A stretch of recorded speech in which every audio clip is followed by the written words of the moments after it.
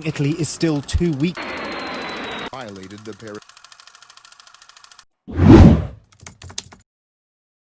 Seluruh dunia Islam kini protes dengan tindakan Presiden Perancis Emmanuel Macron baru-baru ini yang mempertahankan karikatur penghinaan terhadap Nabi Muhammad SAW serta menyifatkannya sebagai suatu hak kebebasan. Menggambarkan wajah Rasulullah merupakan pembohongan di atas apa yang telah dilukiskan dan ianya haram untuk dilakukan. Petikan daripada hadis riwayat Bukhari dan Muslim, sesiapa yang berbohong ke atasku dengan sengaja, maka hendaklah dia menempati tempatnya di dalam neraka. Jelas menunjukkan tuntutan Islam dalam mensucikan kehormatan junjungan besar Nabi Muhammad SAW. Teruskan bersama Pendekar Ilmu untuk mengetahui kisah selanjutnya. Pada 16 Oktober 2020, Samuel Paty, seorang guru sejarah dan geografi di Perancis, telah dipenggal oleh remaja 18 tahun bernama Abdullah Anzorov yang berasal dari keturunan Muslim Chechnya. Ini kerana Paty telah melakukan penghinaan sambil menayangkan beberapa lukisan penghinaan terhadap Nabi Muhammad SAW kepada pelajar-pelajarnya di dalam bilik darjah untuk berbincang di atas dasar hak kebebasan. Susulan tindakan tersebut, Anzorov telah ditembak mati oleh pihak berkuasa Perancis ketika cuba melarikan diri.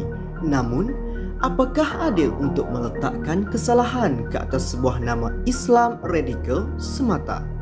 2 hari selepas berlakunya pembunuhan Paty, 2 orang muslimah pula telah ditarik hijab dan ditikam bertubi-tubi serta dilontarkan kata-kata bersifat perkauman dan agama di Eiffel Tower. Media barat tidak bersikap adil apabila tidak mensensasikan berita tersebut. Persoalannya, apakah ini juga berpunca dari Islam radikal yang sering digunakan oleh mereka, walaupun yang menjadi mangsa tikaman kali ini adalah saudara kita sendiri? Sebelum ini, pada Februari 2006, buat pertama kalinya, kartun yang menampakkan sosok seorang Nabi telah diterbitkan oleh sebuah majalah satira dari Perancis, iaitu Charlie Hebdo. Selain Charlie Hebdo, akhbar Denmark Jylland Posten bertindak melakukan perkara yang sama. Tindakan ini bukan sahaja menerima kecaman dari negara-negara Islam, malah dikritik hebat oleh Colin P. Clark, seorang profesor di University Pittsburgh, dengan menyatakan bahawa kartun itu sendiri berunsur provokasi dan sengaja menghina Islam.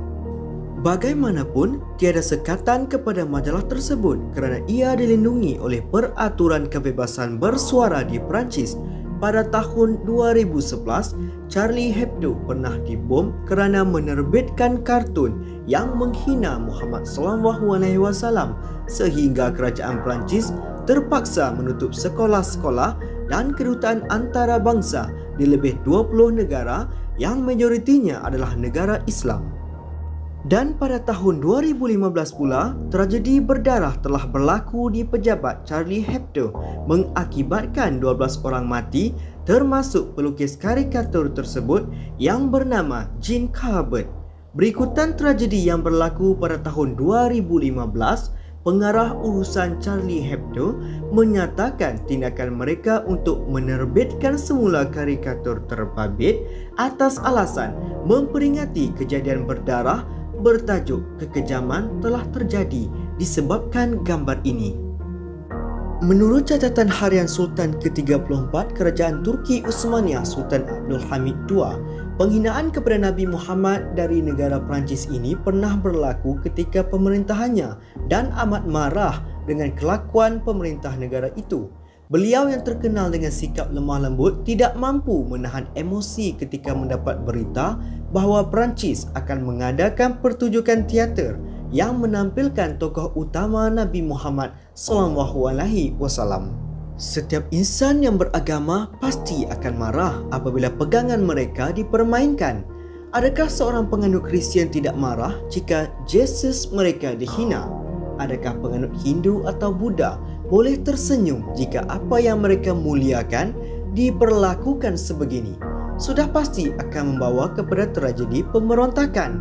Kerajaan Perancis sepatutnya mengambil iktibar melalui peristiwa sebelum ini atau mungkin sengaja menginginkan tragedi pembunuhan demi mensensasikan ideologi mereka yang dipanggil Islamofobia.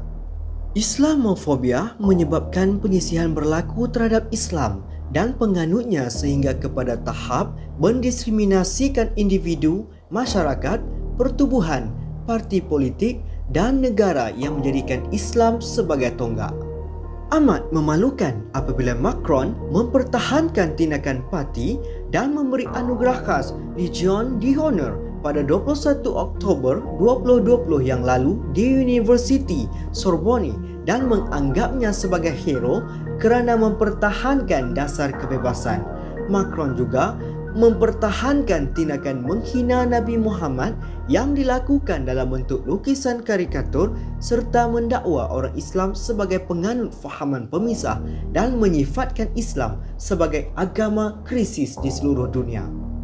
Anti-Semitic Law bertujuan untuk melindungi kaum Yahudi daripada provokasi, penghinaan, kecaman atau apa-apa tindakan yang boleh menjejaskan orang Yahudi.